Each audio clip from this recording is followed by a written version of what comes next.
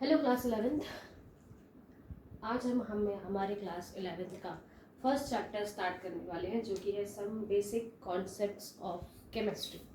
सो जैसे कि नाम से ही क्लियर हो रहा है, कुछ बेसिक कॉन्सेप्ट्स यानी कि वो बेसिक चीज़ें जो अभी तक आप पढ़ते हुए आए हैं फ्रॉम 9th 10th में, जो भी चीज़ें आपने केमिस्ट्री के रिगार्डिंग पढ़ी हैं।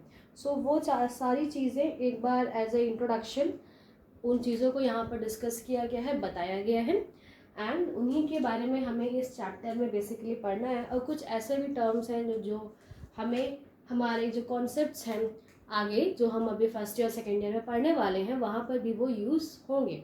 सो उन दोनों ही चीज़ों को ध्यान में रखते हुए, यानी कि जितना भी अभी आप पढ़कर आए हुए ना प्रीवियस क्लासेस, अभी अभी आपने क्लास 10th पास किया है। सो क्लास 10th में जो भी आपने केमिस्ट्री के रिगार्डिंग पढ़ा, बहुत ये सिंपल चीज़ें बताई गई थी। उसमें बहुत बेसिक चीज़ें हैं कि किस तरीके से एक एटम है, एक मॉलिक्यूल है, वो क्या रिएक्शन करता है, क्या चीज़ें बनती हैं।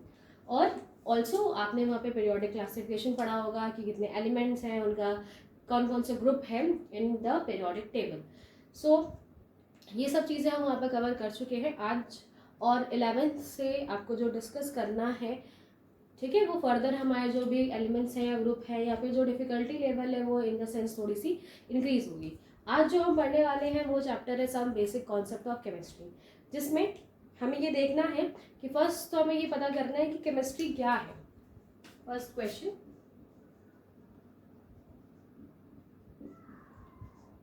सो फर्स्ट तो हम पहले ये डिस्कस करें कि व्हाट इज केमिस्ट्री। पहले तो हमें ये पता चलना चाहिए ना कि केमिस्ट्री है क्या, जिसके बारे में हम डिस्कस करने जा रहे हैं।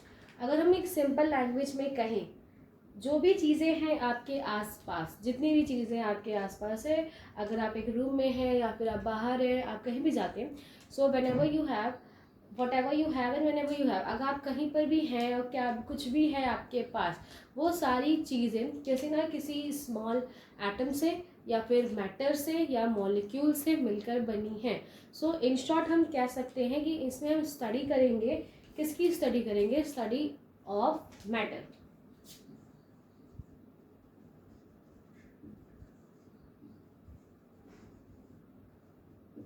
Okay, we can say that जो केमिस्ट्री है, हमें बेसिकली उसमें पढ़ना है कि मैटर स्टडीज़ करनी है कि डिफरेंट टाइप ऑफ मैटर वो कैसे होते हैं, क्या होते हैं, उनके क्या फीचर्स है, क्या उनकी कैरेक्टरिस्टिक्स है, कोई अगर सॉलिड है तो सॉलिड क्यों है, लिक्विड क्यों है, एंड फर्दर उनकी रिएक्शंस को हमें यहाँ पे पढ़ना होता है। तो फर्स्ट बेसिकली हमें यहाँ पे डील करना है with the matter. Now what is matter? अब ये मैटर क्या होता है? मैटर क्या है? मैटर हम पढ़ चुके हैं इनके प्रीवियस क्लासेस में, आपने पढ़ा होगा मैटर दैट हैव मास, कोई भी ऐसी चीज़ जिसमें क्या होना चाहिए, मास हो, एंड ऑल्सो वो स्पेस ऑक्यूपाई करे। तो फर्स्ट हमें यहाँ से दो चीज़ पता चल रही है कि उसमें क्या होना चाहिए, हैव मास, उसमें मास होना चाहिए, और also that occupy the space, वो क्या करता हो,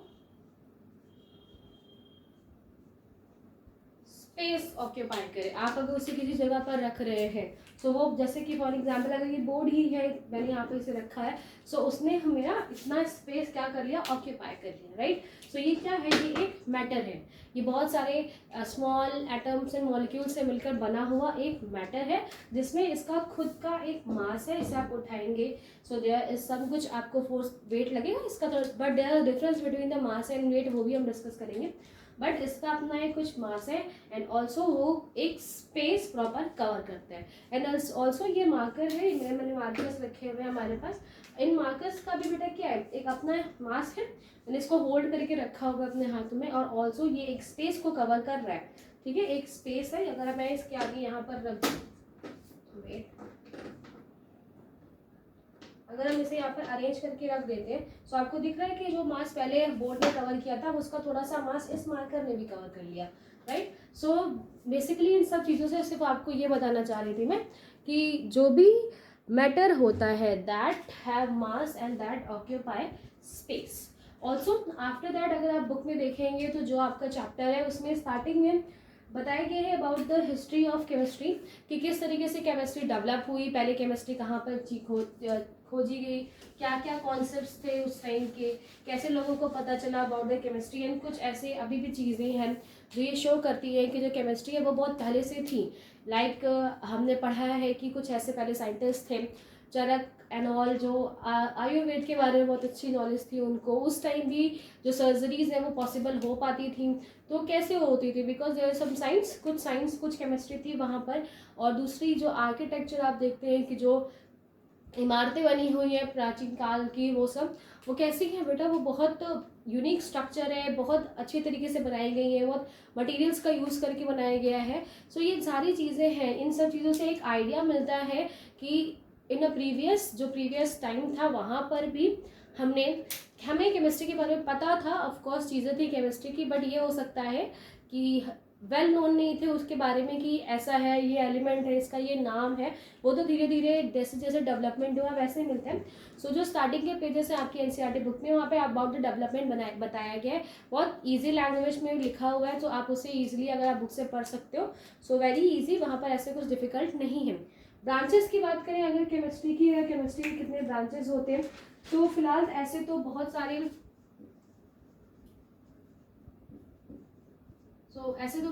टाइप्स बताए गए हैं इन बुक पर। बेसिकली जो 3 मेन टाइप है, 3 मेन ब्रांचेस है, उन्हीं को मैं यहाँ पे बता रही हूँ। दैट इज फिजिकल केमिस्ट्री होती है,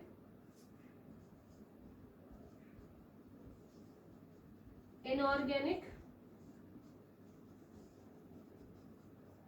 and organic. Main basic 3 type of chemistry है, ब्रांचेस हैं ये, जिसमें आपको सारी चीज़ें मिल जाएंगी केमिस्ट्री के रिगार्डिंग। फर्स्ट जो इनऑर्गेनिक केमिस्ट्री है, मेनली इसमें हम हाइड्रोकार्बन्स के बारे में पढ़ते हैं, यानी कि जो कार्बन का रिलेशन है विद हाइड्रोजन, उसको लेकर जितनी भी चीज़ें बनती हैं वो हमें पढ़नी है इन ऑर्गेनिक केमिस्ट्री।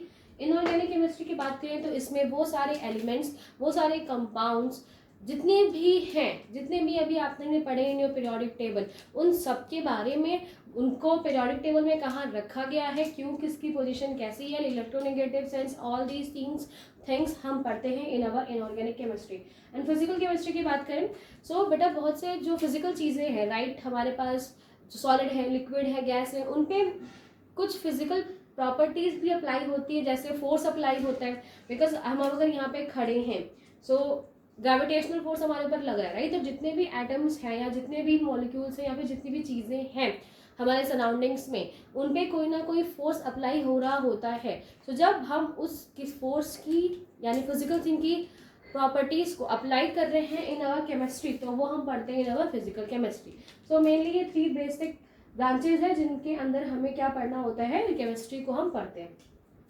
ओके, मैंने अभी एक आपको बात बोली कि जितनी भी चीज़ें हैं वो बेसिकली किन किन चीज़ों से मिलकर बनी होगी। आपने 9th में पढ़ा होगा about the atom and molecule chapter था वहाँ पर, जिसमें बताया गया है कि जो भी पार्टिकल्स हैं या फिर जो भी मैटर होते हैं वो बहुत छोटे छोटे से सब यूनिट्स जो कि हैं एटम और मॉलिक्यूल, उनसे मिलकर बने होते हैं, जो कि आप नॉर्मल आंखों से नहीं देख सकते हैं। जो इलेक्ट्रॉन, प्रोटॉन और न्यूट्रॉन है, आप अपने नॉर्मल आंखों से नहीं देख सकते। जब एटॉमिक लेवल पे हम जब कोई स्टडी कर रहे होते हैं तब हम उनके बारे में पढ़ सकते हैं या फिर उन्हें देख सकते हैं। सो यहाँ पर जो भी स्ट्रक्चर है या फिर एक केमिस्ट्री को एक और डेफिनेशन दें तो हम ये भी कह सकते हैं कि chemistry is a branch in which we study about the atom and molecules. यानी हम ये भी कह सकते हैं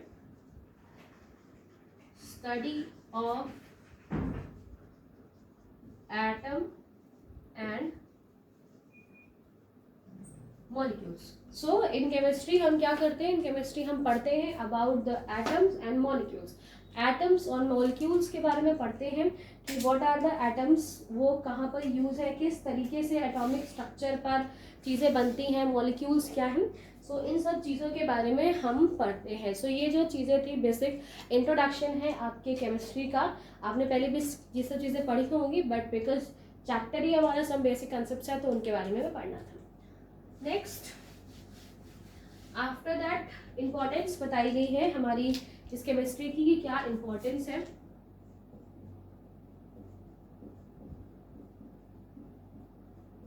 ओके, इम्पोर्टेंस को अगर डिस्कस करें कि हमने केमिस्ट्री को कहाँ कहाँ पे यूज़, हम पढ़ ही क्यों रहे हैं केमिस्ट्री। अगर हमारे पास कोई चीज़ है, अगर हम उसे पढ़ रहे हैं तो उसका कुछ एप्लीकेशन होना चाहिए। विदाउट एप्लीकेशन अगर हम जो भी चीज़ें पढ़ते हैं तो वो जस्ट फॉर सम टाइम है, बिकॉज सिर्फ आप कॉपी पेपर पे उसे लिख ले रहे हैं and that's finish.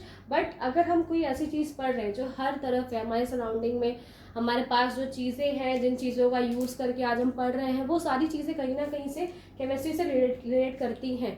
So importance की बात करें कि क्या इम्पोर्टेंस है हमारी केमिस्ट्री का, तो फर्स्ट अगर हम बात करें कि आजकल जो चीज़ें हैं जिसमें जो मेडिकल फील्ड है, यानी कि जो मेडिकल फील्ड होती है हमारे इन मेडिसिन या फिर मेडिकल फील्ड में, बिकॉज अभी क्या है बेटा, हम लोग क्यों इस तरीके से पढ़ रहे हैं, बिकॉज ऑफ कोरोना। अभी कोरोना फैला हुआ है हर जगह और हम बाहर नहीं जा सकते, बट स्टडी करनी है। सो कुछ ऐसी चीज़ें, एंड क्यों वो कोरोना को जो चीज़ें फैली हुई हैं उन्हें हम कंट्रोल कैसे कर सकते हैं, बाय मेडिकल। ठीक है, मेडिकल्स का या फिर मेडिसिन का आप यूज़ करके वहाँ पर ओके बाय द मेडिसिन हम क्या कर सकते हैं, उन चीज़ों को ओके बाय द मेडिसिन हम उन चीज़ों से डील कर सकते हैं। बट अभी क्या है, अभी हम उनके पर क्या कर रहे हैं, कोशिशें कर रहे हैं। आप सुन रहे होंगे कि लेबोरेटरीज में डेली टेस्ट होता है, चेक हो रहा है, कुछ ना कुछ वैक्सीन वगैरह बनाई जा रही हैं। सो उसमें भी क्या है, केमिस्ट्री का यूज़ है।